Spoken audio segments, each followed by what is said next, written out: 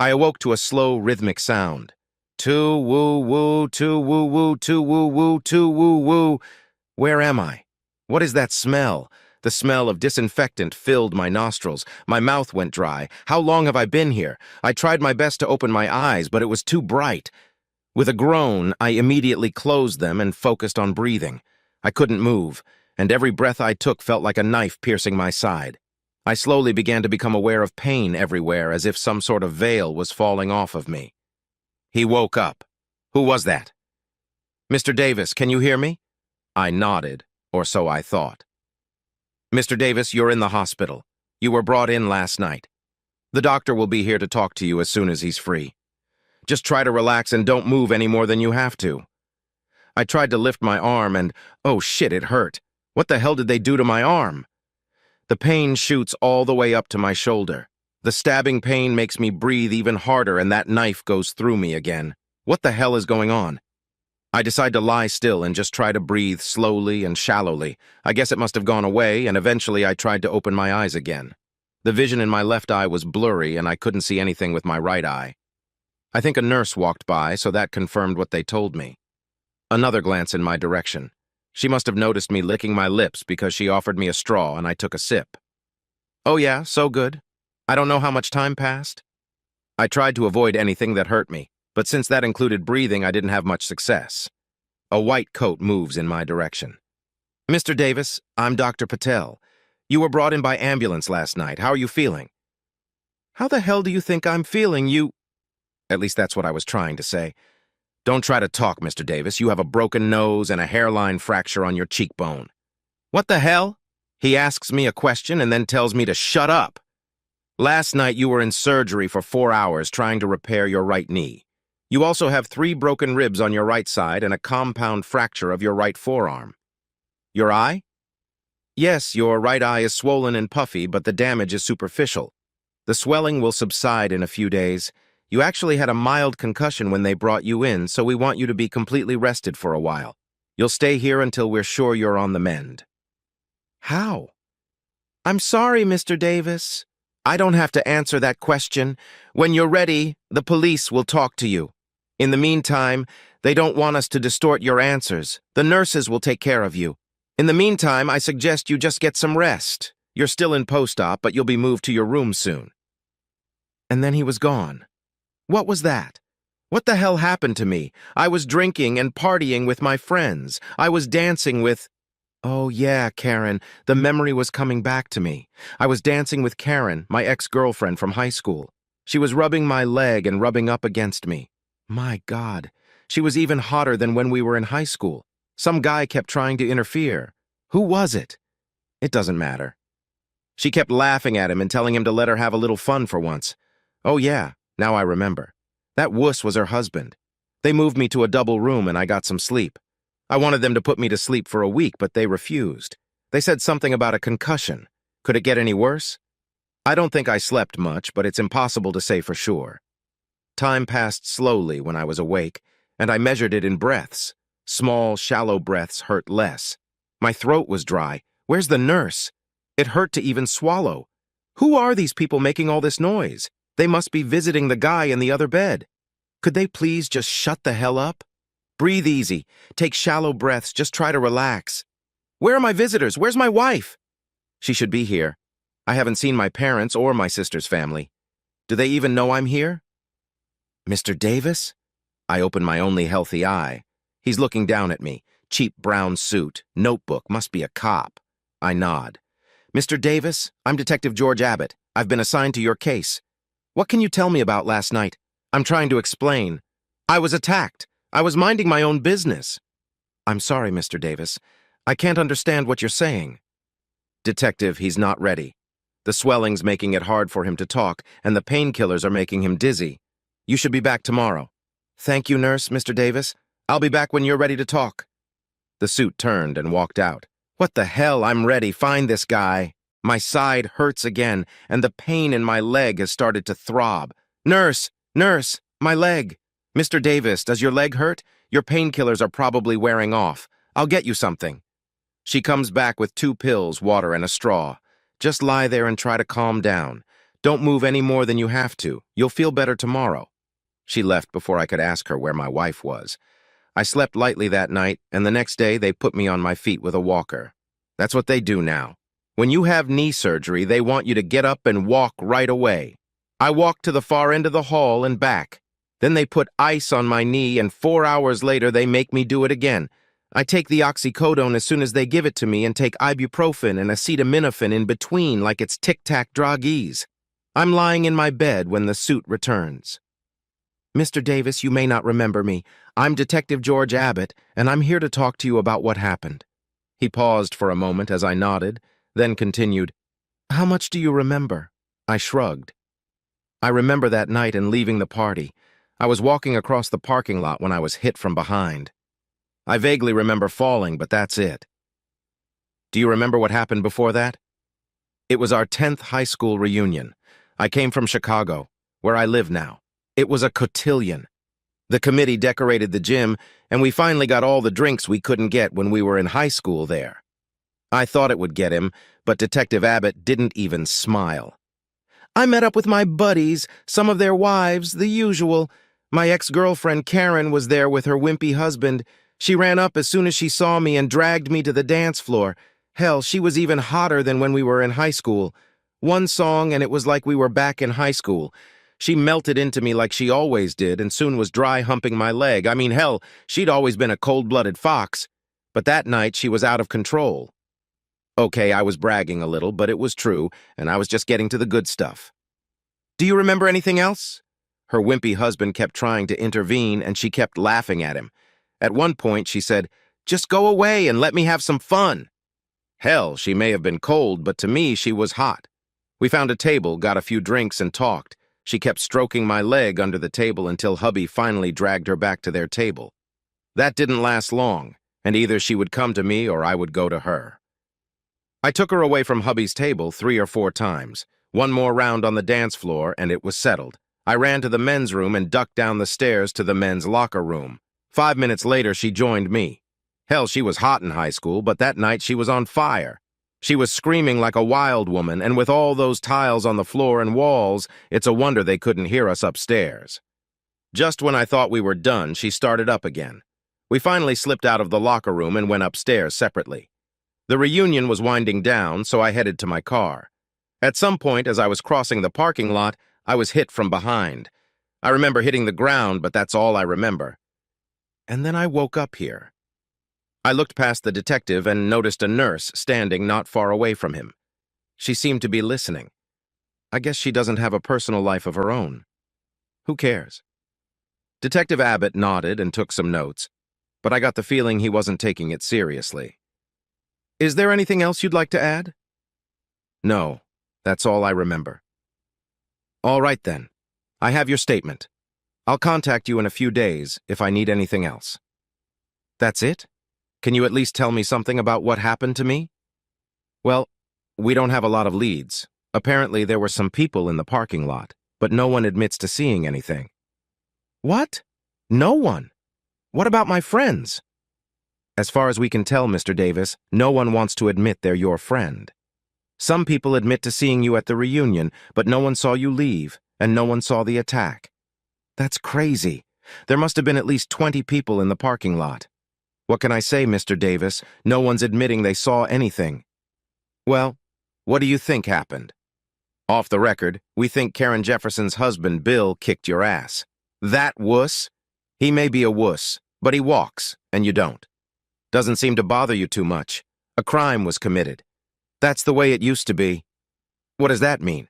It used to be a crime to have sex with another man's wife, but that law was repealed years ago. Now it's just a nasty thing that no decent man with a shred of self-respect would even think of doing. I looked him in the eye. He didn't even try to hide his disgust. Sighs. Okay, I get it. You're going to pretend like this never happened. Not at all, Mr. Davis. If anyone comes forward with new evidence, we'll certainly consider it. Right now it looks like another unsolved assault. There's a lot of those when it comes to drinking. What if I press charges? You can do that, but without proof, it probably won't lead anywhere. Even if it does, you should know that juries here don't treat men who sleep with other men's wives well. There's a good chance that even with the evidence, you won't get a verdict you like. So you're not going to do anything? There's nothing more to do here. With these words, Detective Abbott turned and left the room. Typical cop. Where the hell is my family? Where are my friends? Why didn't my friends tell the police what they saw? Damn, I hated this sanctimonious city growing up, and I can't wait to get back to Chicago. That nurse who overheard me talking to the detective is still in the room. Nurse? Do you have a minute? She looks annoyed, but she comes over to me.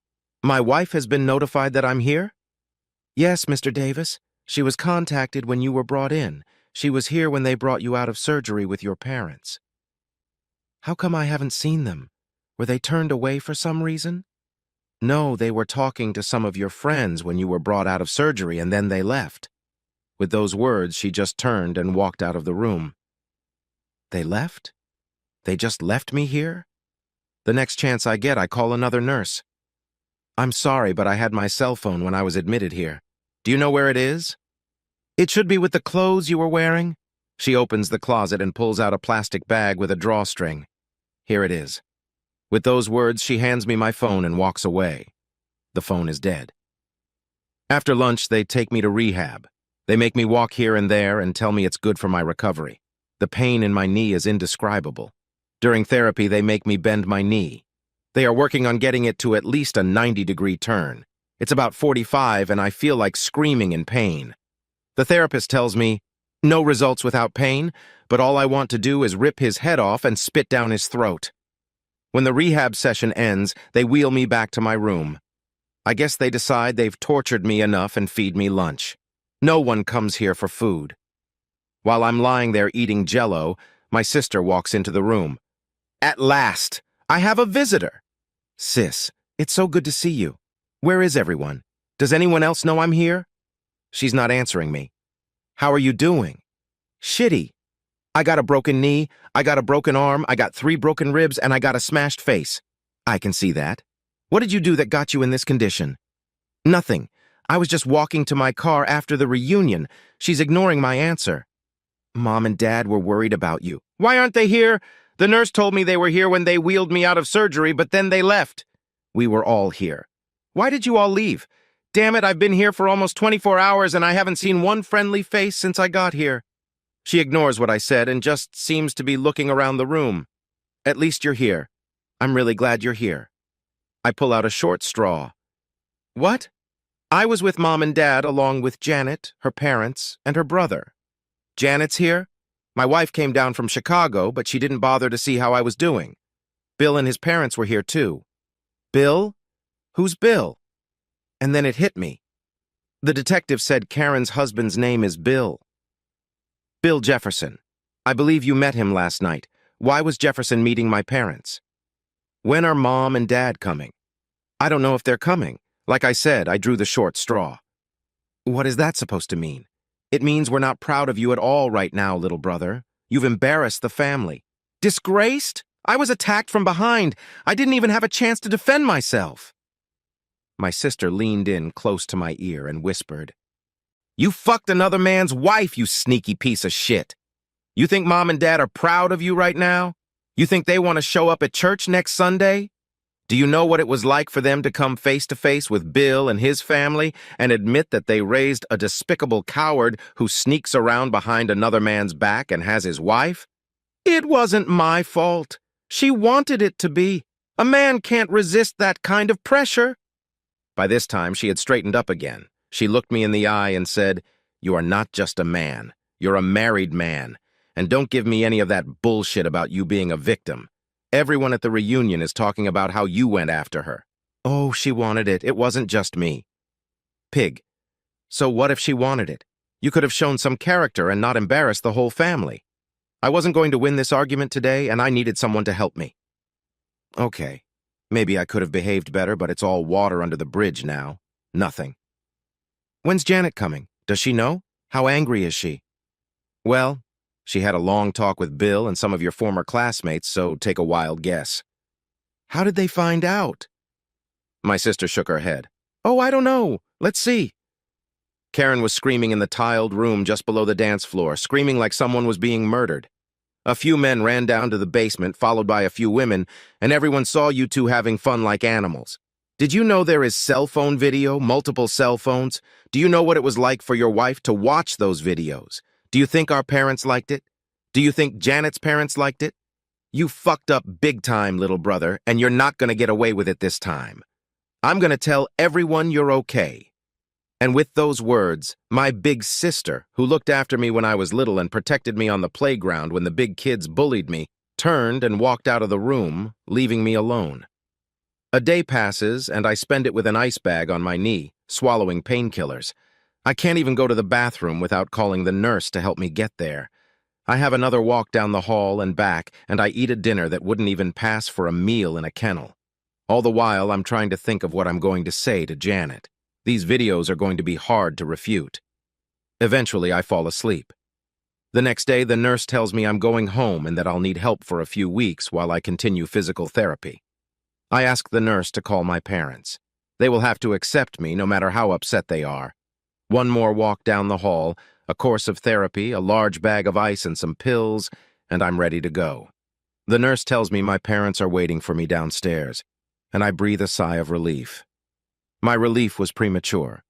When I got to the doors of the hospital, I was happy to see that they were waiting for me. Everyone was there, including my parents, my sister, and even my wife and her family. I had been forgiven. Once again, my relief was premature. My loving wife walked over to my wheelchair, reached behind my back, and then slapped me in the face with everything she had. "You bastard!" she shouted, and then turned and walked out the door accompanied by her parents. My mother walked over to me and I cringed. "You're still my son and I love you, but I'm not ready to see you yet. We've agreed that you'll go to a rehab center until you can function on your own. Maybe by then we'll be ready to talk to you." My dad just said, "Don't count on it," and they both walked to their car. My wife's brother came up to me and said, "You know what I do for a living, right?" I said, "Yes, you're a lawyer." He dropped a thick envelope in my lap and said, "You have been served. The package contains a petition for divorce and a court order to stay away from your home, your wife, and your children until the case is heard." By the time I took my eyes off the envelope in my lap, it too was gone. "Sis, what's going on?" "Remember when I told you I drew the short straw? Now do you know what that means? Nobody wanted to come and see how you were doing. We drew lots and I lost." With those words, she turned and walked away. I thought that was it. But then I noticed another one leaning against the wall. If there was anger and sadness in my family's eyes, there was hatred and rage in his eyes. "Hey, Bill, I suppose you've come for your piece of flesh?" He straightened up, took a few slow steps toward the door, turned and said, "Get ready, Davis. I plan on taking it in installments." Then he disappeared. I thought there had been times in my life when I had been alone, but until that moment, I didn't know what loneliness really was. Everyone I thought cared about me had turned their backs on me, all because of someone else's wife on the side. What the hell was the big deal? The wuss was pissed. I understand that. But why my own family? I took a cab to a rehab center and settled in for 2 weeks of daily torture. They'd let me go when I could climb the stairs. In all this time, not a single person came to see me except my lawyer, and I paid him extra for that. I tried to call Karen, but she wouldn't return my calls. I found out later that she was struggling with her own divorce. My arm, ribs, and knee, not to mention my face, told me that Bill was not the forgiving type. I'll give her some time. Maybe she'll come to her senses. When I returned to Chicago, I found I still had a job, but I needed to find an apartment. The divorce was quick. It seems that although no one saw me get attacked in the parking lot, everyone lined up to testify about what they saw in the locker room. When it was over, my lawyer said I was lucky I kept my balls. That's the whole story of my reunion. I doubt anyone will forget about it anytime soon. I know I won't.